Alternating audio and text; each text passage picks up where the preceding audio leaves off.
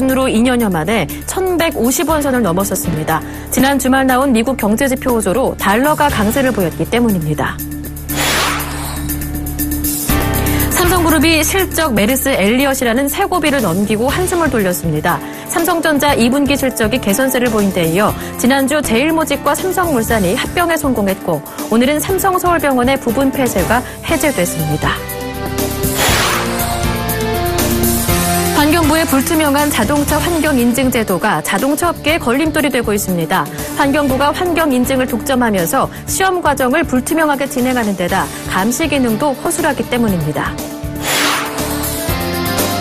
외국인이 이달 들어 자동차 화학 정유주와 금융업종을 매수한 반면 면세점 관련주와 건축 자재업종 등 최근 주목받은 업종들은 매도한 것으로 나타났습니다.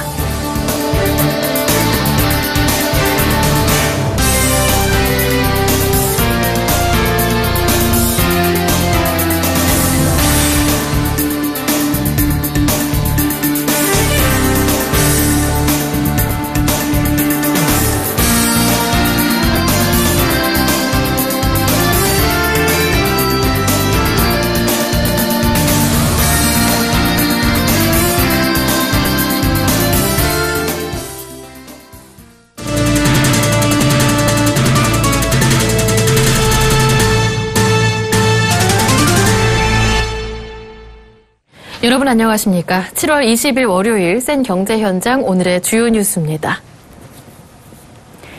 원달러 환율이 2년 만에 최고치를 경신하면서 1,150원을 돌파했습니다. 오늘 서울 외환시장에서 원달러 환율은 종가 기준 달러당 1,152원 10전으로 전거래일보다 4원 60전 올랐습니다.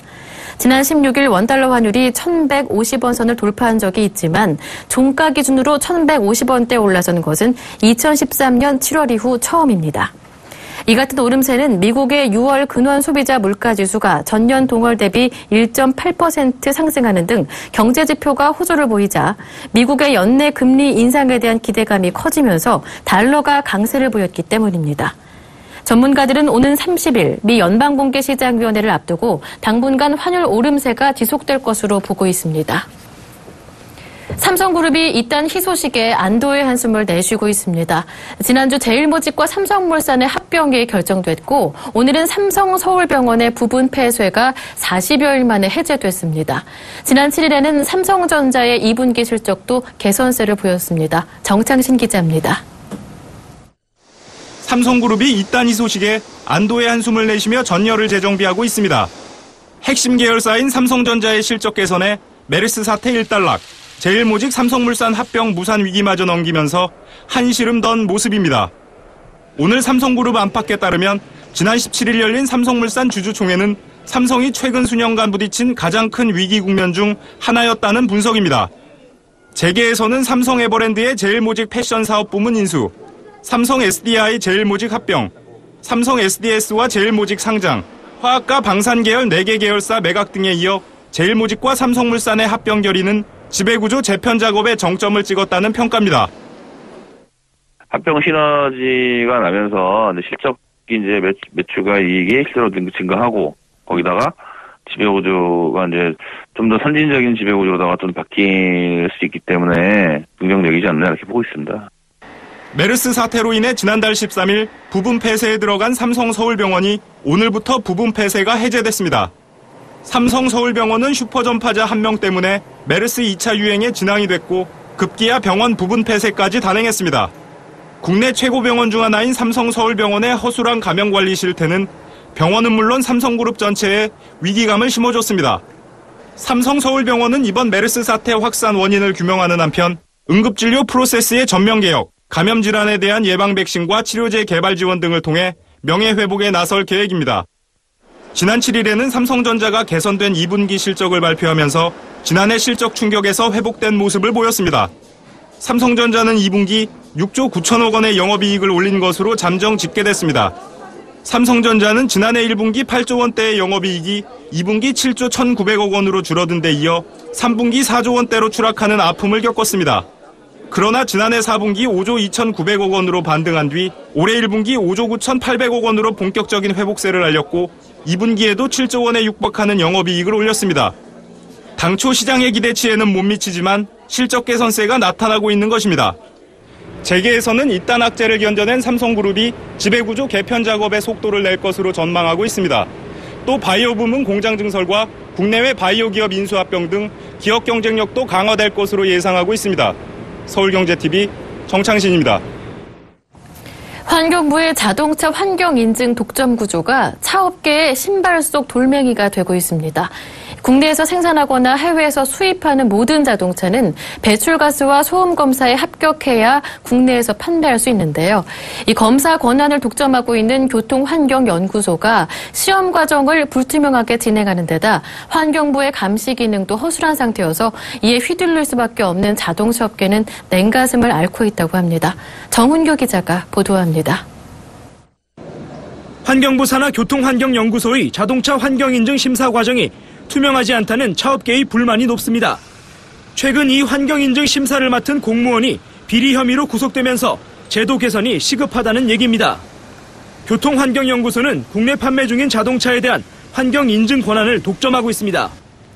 판매 전 차량에 대해서는 제작사에서 제출하는 서류를 검토해 환경인증을 부여하고 판매 중인 차량에 대해서도 임의적인 선정을 통해 수시검사를 진행합니다. 수시검사에서 탈락할 경우 해당 차종은 리콜은 물론 판매 중단을 해야 할 정도로 막강한 규제 권한을 갖고 있습니다. 하지만 시험 데이터를 전혀 공개하지 않고 있고 환경부 감독 기능도 허술해 전횡 가능성이 큰 상황입니다. 환경부는 자동차 배출가스 수시검사에서 합격 여부와 최종 결과만 통보합니다. 시험에 대한 어떠한 데이터도 제작사에 제공하지 않고 있습니다. 이렇다 보니 차회사 입장에서는 어느 시험 단계와 시험 모드에서 부적합 원인이 발생했는지 확인할 길이 없어 이의 제기를 전혀 할 수 없습니다. 차업계에서는 국내 배출가스 기준과 동일하거나 더 엄격한 해외에서 같은 시험에 통과한 수입차가 국내 환경인증에 떨어지더라도 업체들은 원인을 알 길이 없다고 입을 모읍니다. 또 국토부의 연비 관련 자기인증 적합조사의 경우 제작사에서 이의를 제기할 경우 재시험 때 업체 관계자 입회를 허용하고 있지만 환경부 수시검사는 이를 허용하고 있지 않다고 불만을 토로했습니다. 전문가들에 따르면 자동차 배출가스량은 시험 조건에 따라 쉽게 늘어날 수 있습니다. 시험 과정에서 에어컨만 틀어도 기준치를 넘어설 수 있다는 것입니다. 불투명한 심사 과정은 비리로 직결되고 있습니다. 실제로 지난달 30일 교통환경연구소의 공무원 A씨는 환경인증 권한을 무기로 자동차 업체들로부터 뇌물을 강요하다 경찰청 특수수사과에 덜미를 잡혀 구속됐습니다. 그러나 A씨의 혐의 기간은 무려 5년에 달하지만 경찰에 적발되기까지 환경부나 해당 기관에서는 제대로 감시 감독을 하지 않았습니다. 자동차 판매가 지연되거나 중단될 수 있는 환경심사 과정이 불투명하게 진행되고 있는 데 대해 자동차 업계는 시정을 바라고 있습니다. 하지만 환경부 산하 교통환경연구소가 권한을 독점하다 보니 업계는 냉가슴만 앓고 있는 실정입니다. 서울경제TV 정훈규입니다. 외국인이 이달 들어 차화정으로 불리는 자동차 화학 정유주와 금융주를 사들였습니다. 반면 면세점 관련주와 건축 자재업종 등 최근 주목받은 업종들은 내다 팔았습니다. 이달 들어 지난 17일까지 유가증권 시장에서 외국인이 가장 많이 사들인 종목은 SK이노베이션으로 1,500억 원을 사들였습니다. 현대모비스, LG화학, 현대차, 롯데케미칼, S오일 등도 적극적으로 사들였습니다. 하나금융지주, 삼성생명, 삼성화재 등 금융주에 대한 관심도 컸습니다.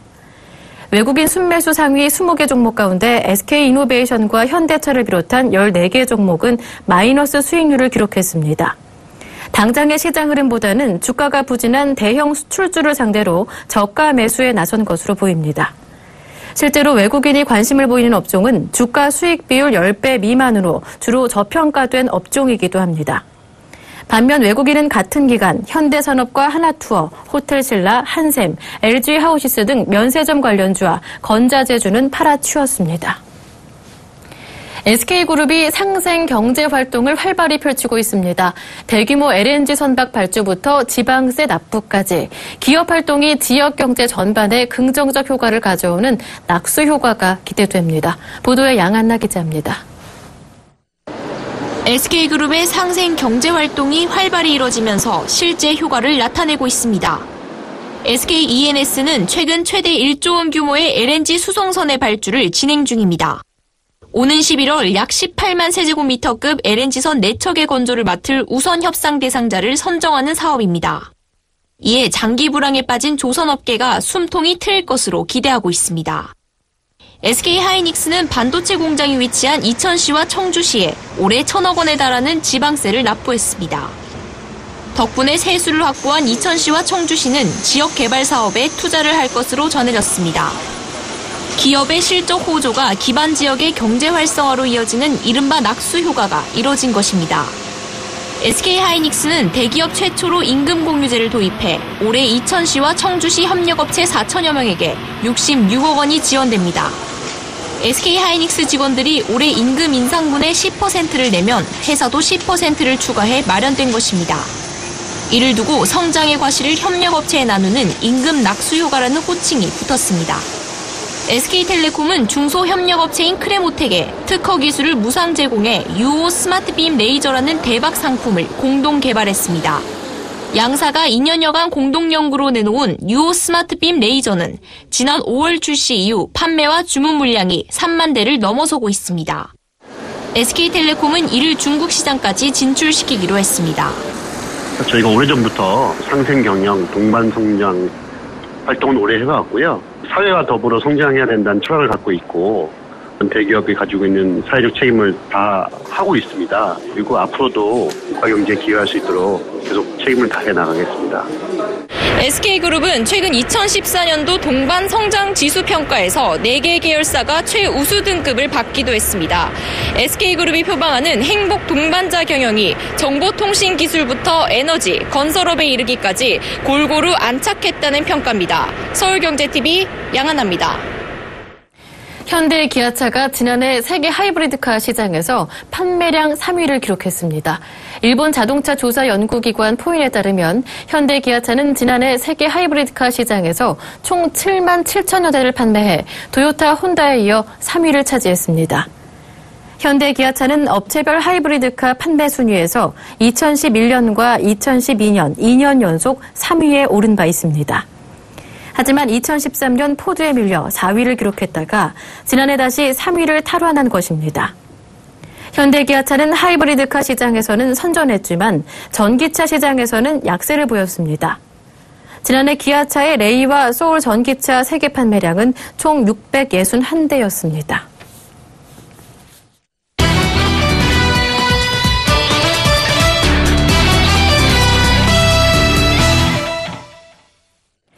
지난주 금요일 합병 승인으로 삼성그룹이 한 고비를 넘겼는데요. 이번 합병은 시범 경기에 불과했고 앞으로 삼성그룹이 본격적으로 지배구조 개편을 할 것이라는 예상이 나오고 있습니다. 보도국의 이보경 기자와 함께 자세한 이야기 나눠보겠습니다. 안녕하세요. 안녕하세요. 네, 삼성그룹의 지배구조 개편은 이제부터가 시작이다라는 분석이 나온다면서요? 네, 그렇습니다. 하이투자증권은 오늘 삼성물산과 제일모직의 합병은 시범 경기에 불과했고 본 게임은 아직 시작하지도 않았다는 분석을 내놨습니다. 삼성그룹의 본격적인 지배구조 개편에 대한 시나리오를 내놨는데요. 지금 그 시나리오가 화면에 나오고 있습니다. 시나리오에 따르면 우선 첫 번째로 삼성전자가 인적 분할을 통해서 지주부문 법인을 설립을 합니다. 그런 다음 삼성전자는 삼성물산과 제일모직이 합친 통합법인과 다시 합병을 할 것이라는 예상입니다. 이렇게 두 단계를 거치고 나면 통합삼성물산은 삼성전자 지분을 비롯한 그룹 대부분의 지분을 확보하게 됩니다. 네, 그렇다면 삼성 SDS는 지배구조 개편 과정에서 어떻게 되는 건가요? 네, 삼성 SDS에 대해서는 삼성전자와 합병을 하기보다는 삼성전자 지주부문과 통합 혹은 통합 삼성물산과 합병할 가능성이 높다고 보고 있습니다. 삼성 SDS가 삼성전자와 합병을 하면 통합 삼성물산과 이재용 부회장 등의 삼성전자 보유 지분은 늘어나지만 증가 수준이 미미합니다. 그렇지만 사업적인 측면에서는 매출 수준을 고려할 때 전자의 기타 부문으로 포함돼 성장성이 두드러질 수 없기 때문입니다. 반면에 통합 삼성물산이 삼성 SDS와 합병을 하게 되면 자회사들과 수직 계열화를 이루면서 지주회사로서의 성장성이 돋보일 수 있습니다. 가능성 측면에서 삼성물산과 삼성전자 지주부문의 합병이 유력하고 삼성물산과 삼성 SDS는 합병을 할 가능성도 있지만 현 상태를 유지해서 독립된 삼성 SDS 법인을 유지할 수도 있다고 보고 있습니다. 네, 그럼 이 시나리오대로 된다면 통합 삼성물산의 미래는 어떻습니까? 네, 시나리오대로 지배구조 개편이 이뤄지게 되면 통합 삼성물산은 지주회사로서의 프리미엄 가치가 본격화되면서 어마어마한 수혜가 예상된다고 분석했습니다. 삼성그룹의 지주회사로서 브랜드 로열티뿐만 아니라 배당 수익 증가의 최대 수혜가 예상된다는 전망입니다. 네, 삼성이 이번 합병 계획 이후의 계획으로 신성장 사업에 대해서 계속 강조를 했었는데요. 시나리오대로 된다면 신성장 사업에는 어떤 영향이 있을까요? 네, 이번 합병을 통해서 삼성그룹은 넥스트 삼성전자, 즉 향후 30년 동안의 미래 먹거리를 위한 신성장 동력 개발을 위한 계획에 집중할 계획이라고 밝혔는데요.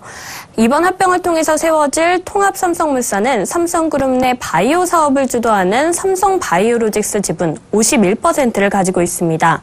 그런데 통합 삼성물산이 삼성전자 지주 부문과 합치게 되면 삼성바이오로직스 보유 지분이 97.5%에 이르게 됩니다.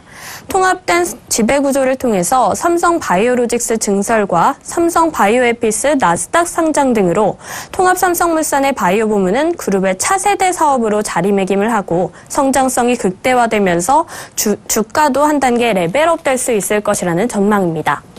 네, 삼성그룹의 지배구조 개편 과정에 대해서 보도국의 이보경 기자와 함께 자세히 알아봤습니다. 말씀 잘 들었습니다. 고맙습니다. 고맙습니다.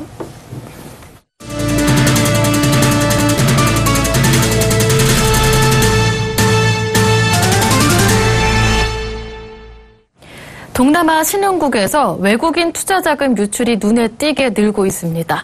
니온 게이자의 신문에 따르면 외국인 투자자들은 4월 말부터 7월 10일 사이에 말레이시아 시장에서만 19억 6천만 달러의 순매도를 보였습니다. 이어 인도네시아에서는 10억 6천만 달러, 태국에서도 9억 9천만 달러를 순매도했습니다. 이에 현지 통화가치의 하락세도 뚜렷했습니다. 말레이시아의 링기트화 가치는 최근 연초에 비해 8% 이상 떨어졌고 인도네시아의 루피아화 가치도 1998년 아시아 외환위기 시절 이후 최저치입니다. 태국의 바트화와 필리핀 페소화도 달러화에 대해 약세를 보이고 있습니다. 동남아 주식시장은 지난해부터 올 초까지 해외에서 거액의 자금이 유입되는 등 화랑 장세가 펼쳐졌습니다. 하지만 미국이 연내 금리 인상을 단행할 전망인데다 중국의 경기 둔화와 그리스를 둘러싼 위기 탓에 동남아 신흥국에서 자금 유출이 벌어진 것으로 보입니다.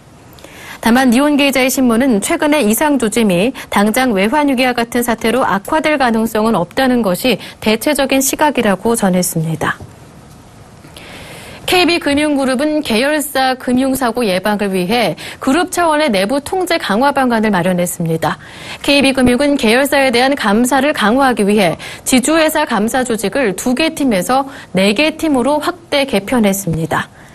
또 정보보고 체계도 개선해 계열사 주요 정보사항을 지주감사위원회에 직접 보고하도록 했습니다. 내부 통제에 대한 경영진의 관심을 높이고자 계열사 대표이사와 상근감사위원에 대한 성과를 평가할 때 내부 통제 항목의 평가 비중을 확대했습니다. 또 직원에게 불시에 명령 휴가를 내 내부 통제의 실효성도 강화할 계획입니다. 명령 휴가란 직원에게 휴가를 명령해 다른 직원이 업무를 하도록 함으로써 해당 업무를 검사하는 제도입니다. 기존에는 정기 휴가나 연수 기간에 맞춰 명령 휴가를 내는 경우가 많아 해당 직원이 검사를 미리 대비할 수 있다는 경우가 많았습니다. 국민연금 임의 가입자가 22만 명에 육박했습니다. 1988년 국민연금 제도 도입 이후 사상 최대 수준입니다. 국민연금공단에 따르면 임의 가입자는 올해 4월 현재 21만 9,994명으로 집계됐습니다. 임의 가입자는 국민연금 의무 가입 대상자는 아니지만 노후를 위해 자발적으로 국민연금에 가입해 연금 보험료를 내는 사람을 말합니다. 2014년 12월 말 기준 임의 가입자 가운데 84%를 여성 전업주부가 차지한 것으로 나타났습니다. 국민연금 임의 가입자 수는 2012년 처음 20만 명을 돌파했지만 2013년 국민연금 고갈 우려와 장기 가입자 역차별 논란이 일면서 17만 명 선까지 줄었습니다. 하지만 지난해부터 탈퇴 현상이 잠잠해지면서 증가세로 돌아서 20만 명 선을 회복한 것입니다. 국민연금공단에 따르면 전업주부가 국민연금에 가입해 부부가 함께 성실하게 보험료를 내면 노후에 각자의 노령연금을 받을 수 있을 뿐 아니라 부부 노후 필요자금의 50%에서 70%를 준비할 수 있습니다. 새 주거급여가 오늘 처음으로 지급되지만 주택조사가 끝나지 못해 만여 명에 달하는 대상자들이 혜택을 받지 못할 처지에 놓였습니다. 보건복지부는 지난 7일까지 신청건 중 주택조사 잔여분 11,380건에 대한 주택조사를 끝내지 못해 이들 가구에 대해 주거급여를 주지 못하게 됐습니다. 국토부는 이번에 급여를 받지 못한 가구들에 대해서는 오는 27일에서 31일 중 2차로 급여를 지급하거나 8월 급여 지급 시 소급해 지급할 방침입니다. 국토부가 지난 19일 밝힌 새 주거급여 수급자는 총 72만 6천 명으로 6월 주거급여 수급자 68만 6천 명 대비 5.8% 증가했습니다. 새 주거급여는 중위소득 43% 이하 가구에게 임차료나 주택 수선 명목으로 지원됩니다. 이에 해당되는 임차 가구는 67만 가구로 평균 10만 원을 현금으로 받습니다. 주거급여는 소득 재산조사, 금융조사, 주택조사, 방문조사 등을 거쳐 수급자를 결정하게 됩니다. 신청 접수 이후 소득과 재산 등을 조사하는데 3일에서 4일이 소요되고 금융조사에는 20일 정도 걸리는 등 최종 수급자로 결정되기까지 30일 정도 소요됩니다. KT가 지난 18일 홍대 강남 일대에서 기가 LTE 택시 프로모션을 벌였습니다. 기가 LTE 택시는 최고급 슈퍼카를 고객이 무료로 탑승해 기가 LTE의 기가급 속도를 체감할 수 있게 하는 취지로 진행된 것입니다. 기가 LTE 택시로 사용된 차량은 최고 시속 325km를 자랑하는 이탈리아 최고급 슈퍼카 람보르기니입니다. 운전은 F1 전문 레이서가 맡아 탑승한 고객들에게 흥미로운 경험을 제공했습니다. 사전에 추첨을 통해 선정된 고객을 대상으로 서울 도심의 가장 붐비는 지역인 강남역과 신사역, 이대역과 홍대역의 2개 코스로 오후 동안 운영됐습니다.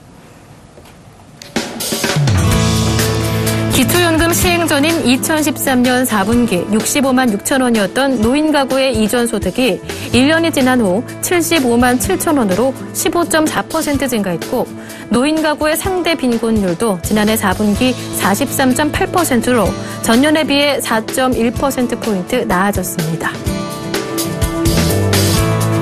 외국 온라인 쇼핑몰을 이용할 때 중복 결제되거나 자세한 안내 없이 결제되는 등 결제 관련 불만이 지난해 같은 기간에 비해 6.5배 증가했습니다. 식품의약품안전처가 해외 인터넷 사이트에서 판매되는 다이어트 제품과 성기능 개선 제품 109개를 수거해 검사한 결과 20개 제품에서 유해물질이 검출됐습니다. 이동통신 3사가 본격적인 여름 휴가철을 맞아 해외에서 휴대폰을 분실하거나 도난당했을 때 가입자가 데이터 요금 폭탄 피해를 보지 않도록 해외 로밍 부가 서비스를 일제히 강화했습니다.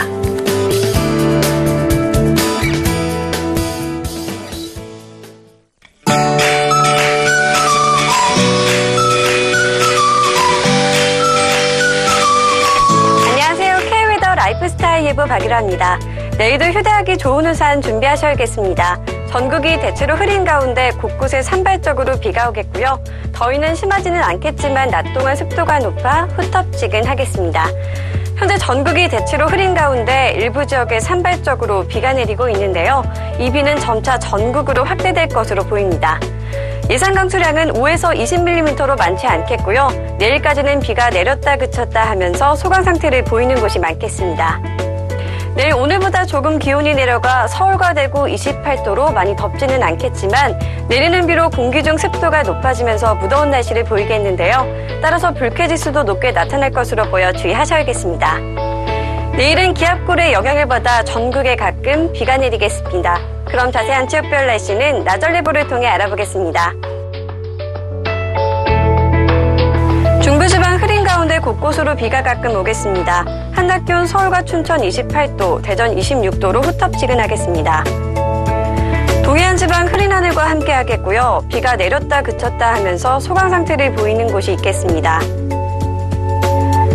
남부지방도 흐린 하늘이 보이겠고요. 산발적으로 비가 예상됩니다. 낮 기온 광주와 대구 28도로 무덥겠습니다.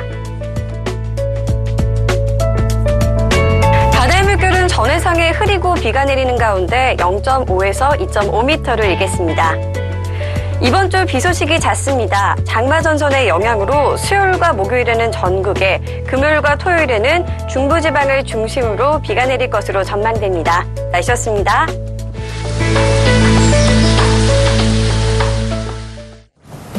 우리는 흔히 노화가 진행되면 뇌 기능도 함께 저하된다고 믿고 있는데요. 미국 노스캐롤라이나 대학교의 한 연구팀이 조사한 결과 노년 층은 자신의 뇌 기능을 과소평가하는 경향이 있는데 이는 자신감 부족 때문이라고 주장했습니다. 실제 뇌 기능은 젊은 사람과 큰 차이가 없었는데요. 나이 때문에 주저하시는 일이 있다면 자신을 믿고 도전해보시는 건 어떨까요? 센 경제 현장 여기서 마치겠습니다. 시청해주신 여러분 고맙습니다.